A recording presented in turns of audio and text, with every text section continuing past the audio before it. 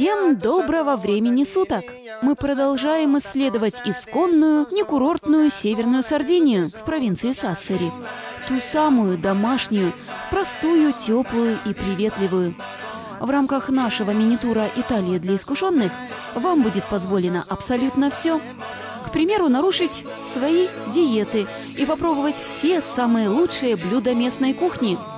И начнем мы, пожалуй, с того, что в любой стране всему голова, а на Сардинии особенно. Как так получилось, что в вашем регионе едят так много хлеба? В этом средиземноморском регионе и правда такое невероятное хлебное разнообразие, как ни в какой другой части планеты. Свой особенный хлеб есть в каждой деревушке, в каждой семье и даже по каждому календарному поводу хлеб разный. Даже хлеб для пастушьих собак и пастухов под названием каразао и тот имеется. Его еще называют нотной бумагой. Конечно же, самым странным нашему человеку покажется то, что вы используете хлеб для приготовления супа. Важно не только уметь придумывать блюда, но и грамотно утилизировать остатки еды. А хлеб уж тем более некрасиво выбрасывать.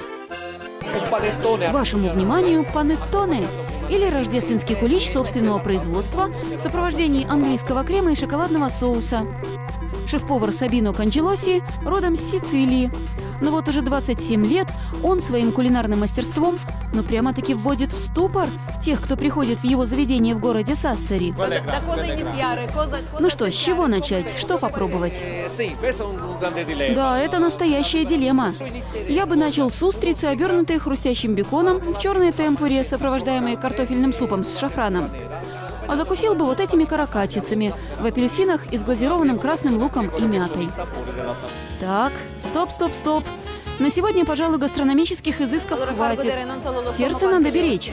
Обещаем вам вернуться к кулинарной тематике уже в нашем ближайшем сюжете из серии «Италия для искушенных».